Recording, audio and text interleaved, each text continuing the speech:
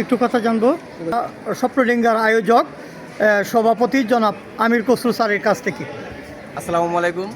পাকুন্দার এই প্লেসটি অত্যন্ত নিরাপত্তা বিশিষ্ট প্লেস, এই জন্য আমরা বারবার এখানে আসি। আর আমাদের অধ্যক্ষ মহোদয় অত্যন্ত আন্তরিক, উনি অত্যন্ত সুন্দর করে আমাদেরকে সহযোগিতা করেছেন। এখানে ভারপ্রাপ্ত অধ্যক্ষ কোসি স্যার আছেন, মুনসুর আলম কোসি, এখানে আছেন স্বপ্নডিঙ্গার প্রধান আজমুল ইসলাম পলাশ, সাংগঠনিক সম্পাদক আলমামুন মিঠু সহ এখানে অনেক নেতৃবৃন্দ রয়েছেন। আপনারা আজকে আসছে, অনেক ধন্যবাদ। সবচেয়ে বেশি কৃতজ্ঞ স্বীকার করি আমি আমার অধ্যক্ষ মহোদয় জামাল স্যার, এবং কৃতজ্ঞতা স্বীকার করি আমাদের ভবিষ্যৎ পাকুন্দিয়া কোটিয়াদির কর্ণধার ইনশাল্লাহ অ্যাডভোকেট জালাল ভাইকে আমি কৃতজ্ঞতা জানাই, ধন্যবাদ জানাই। ধন্যবাদ। একটু জানতে চাই সম্মানিত অধ্যক্ষ জামাল স্যারের কাছে। আজকের এই পরীক্ষা অত্যন্ত সুন্দরভাবে সম্পন্ন হচ্ছে। কোমলমতি ছেলেমেয়েরা সুন্দরভাবে পরীক্ষা দিচ্ছে। আমাদের আজকে এই পরীক্ষা পরিদর্শনে আমাদের মাঝে উপস্থিত আছেন বর্তমান দানের শীষের মনোনীত প্রার্থী অ্যাডভোকেট জালালউদ্দিন সাপুনা হল পরিদর্শন করছেন, এবং আমার পরীক্ষা সুন্দরভাবে সম্পূর্ণ হচ্ছে এই কামনা করে, এবং পরবর্তীতে আর সুন্দরভাবে হয় এই কামনা করি আমি। ধন্যবাদ। একটু জানতে চাই কোসি স্যার। আসসালামু আলাইকুম। আমি সপ্তডিঙ্গা কল্যাণ ফাউন্ডেশনের একজন উপদেষ্টা। আজকে আমার কাছে অত্যন্ত আনন্দ লাগতেছে এই জন্য যে আমাদের পাখুন্দিয়া কটিয়াদির বিএনপির যে কাণ্ডারি অ্যাডভোকেট জালাল ভাই, ওনার সাথে এই পরীক্ষার প্রত্যেকটা হল পরিদর্শন করলাম। মোটামুটি সুন্দর এবং সুষ্ঠুভাবে পরীক্ষা হচ্ছে, এবং ভবিষ্যতে এই ছেলেমেয়েরা আপনাদের পরীক্ষার মাধ্যমে ভালো একটা কিছু করতে পারে। ধন্যবাদ। একটু জানতে চাই উপদেষ্টা স্বপ্নডিঙ্গার সম্মানিত পলাশ স্যার। আমাদের মাঝে উপস্থিত হয়েছেন পাকুন্দিয়া কোটিয়াদির গণমানুষের নেতা, পাকুন্দিয়া মহিলা আদর্শ মহাবিদ্যালয়ের গভর্নিং বডির সম্মানিত সভাপতি অ্যাডভোকেট জালাল ভাই। উনি আমাদেরকে এই পরীক্ষার সুযোগ করে দেওয়ার জন্য প্রথম শ্রেণী থেকে অষ্টম শ্রেণীর শিক্ষার্থীদের একটি সুন্দর মনোরম পরিবেশে তারা পরীক্ষা দিতে পারছে স্বাচ্ছন্দ্যে, সেজন্য অত্র মহাবিদ্যালয়ের অধ্যক্ষ এবং জালাল ভাইয়ের কাছে কৃতজ্ঞতা জানিয়ে এবং স্বপ্নডিঙ্গার উত্তরোত্তর সমৃদ্ধি কামনা করে আমি আমার কথা এখানে শেষ করছি। আমরা এ পর্বে একটু কথা জানতে চাই আমাদের সকলের প্রিয় মানুষ অ্যাডভোকেট জালালউদ্দিন জালাল ভাই, শিক্ষা অনুরাগী। 2024 মেধা শিক্ষার্থীদের পুরস্কার বিতরণ অনুষ্ঠানে প্রধান অতিথি ছিলেন। এবার 25 পরীক্ষা চলছে। পরীক্ষা হল কক্ষ দেখলেন। স্বপ্নডিঙ্গার প্রতি আপনার কী আহ্বান থাকবে, কোনো দিক নির্দেশনা থাকবে কিনা, এবং তাদের এই আয়োজন কোমলমতি শিক্ষার্থী আজকে কিন্তু 74টি প্রতিষ্ঠান অংশ নিয়েছে, এবং সেটা যদি বলতে চাই এক ঢাকা বিভাগেই বলা চলে।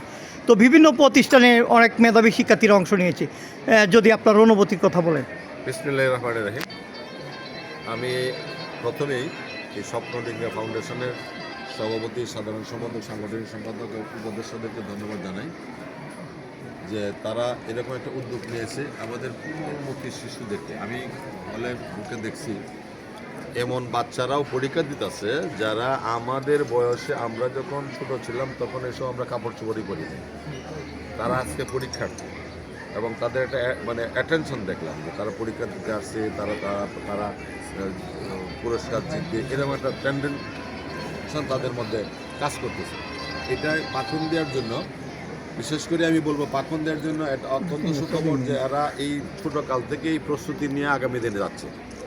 এরা কখনো ব্যর্থ হবে না, আমার বিশ্বাসের কথা বলছি যে এটা কখনো ব্যর্থ হবে না। এই পাকুন্দিয়া নিয়াকে আমরা পাকুন্দিয়া, এই স্বপ্নডিঙ্গা ফাউন্ডেশন, আরেকটা আছে সোনালী স্বপ্ন, এরকম অনেক আছে ঐতিহ্য পাকুন্দিয়া, আমরা করব জয়, আলোকিত পাকুন্দিয়া। এই সকল সংগঠনের মাধ্যমে কিন্তু আমরা আজকে সারা বাংলাদেশে আলোচিত।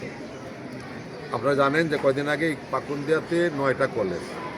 এটা যদি আমি বাইরে বলি যে পাকুন্দিয়াতে 9টা কলেজ, তাহলে অনেক তারা অবাক হয়ে তাকায় আমার মুখের। আমি সত্য বলছি না মিথ্যা বলছি জানতে চাই। একটা ইউনিয়ন 3টা কলেজ, এটা শুনলেও তারা অবাক হয়ে। 17টা 11টা হাই স্কুল, 3টা কলেজ একটা ইউনিয়নে আছে, এটা শুনলে তারা অবাক হয়ে। এটা অবাক হওয়ার কিছু না, এটা আমাদের অর্জন, এটা কিন্তু আমাদের অর্জন। আমরা এই যে কয়েকটা সংগঠনের মাধ্যমে যে কাজগুলি হচ্ছে, এইগুলিরে আমি অত্যন্ত অ্যাপ্রিসিয়েট করি। আমার যদি সুযোগ আসে, আল্লাহ যদি সুযোগ দেয়, তাদের পাশে আরও শক্তভাবে যাতে দাঁড়াতে পারি, আর কি সাহস নিয়ে দাঁড়াইতে পারি। আমি তাদেরকে এইটুকু বলবো যে আমি যদি আল্লাহ সুযোগ দেয় আমি তাদের পাশে থাকবো। এটা আমার ভালো লাগে, কারণ আমরা যখন ছোট ছিলাম সুযোগটা আমরা পাইনি, আমরা এই সুযোগটা বঞ্চিত হয়েছি। আমরা তখন স্কুলে গেলেও আমার মা বাবার 8 জন সন্তান ছিল, কোনো গৃহস্থ ঘর, 3টা হাল ছিল, ঘরের ভিতর দিয়ে 3 জন মহিলা কাজ করতো, বাইরে দিয়ে 3 জন পুরুষরা কাজ করতো।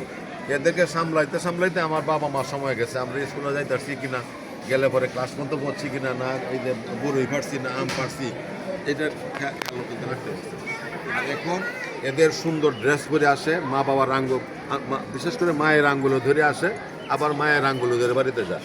তাদের কোনো অভাব নাই, তাদের শিক্ষা উপকরণ, তাদের ড্রেস যা আছে কোনো অভাব নেই। এটা দেখলে না হিংসা লাগে। আমরা ছোট সময় আমরা এই সুযোগটা আমরা পাই না। এই জন্য যারা এই ভীষণটা নিচ্ছে, এটা হলো আমাদের পাকুন্দিয়াকে, তাদের কিন্তু কোনো চাওয়া পাওয়া নাই, এটা করতেছে, এটা বিনিময়ে কিন্তু তারা গার্জিয়ানের কাছে বা স্টুডেন্টের কাছে কিছু নেয় না।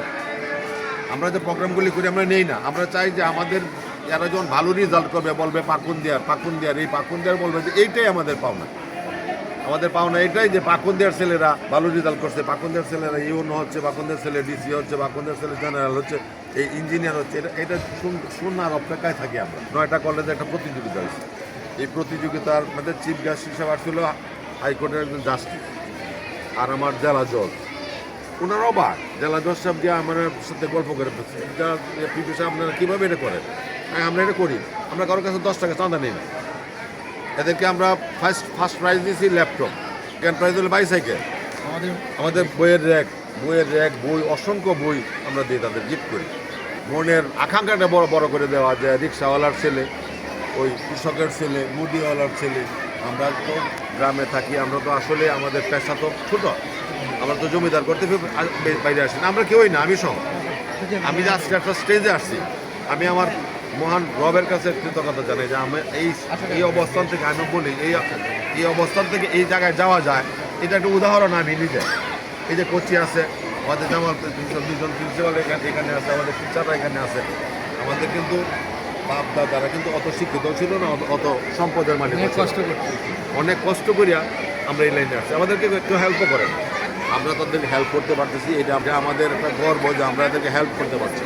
আমার আগামী দিনের প্রজন্মকে, আগামী দিনের যে যারা নেতৃত্ব দিব, এদেরকে তৈরি করে নেওয়ার জন্য এই স্বপ্ননিকা ফাউন্ডেশনকে আমি অভিনন্দন জানাই। তাদেরকে, তারা একটা ভালো কাজ করতেছে এবং এটা অব্যাহত থাকবে, এই কাজ অব্যাহত থাকবে। আমি এটা মেনু দিতে হবে।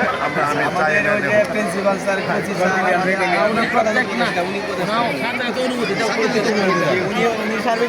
কোনো সুযোগ দেওয়ার কোনো ভবিষ্যতে ইনশাল্লাহ আমি পাশে থাকি।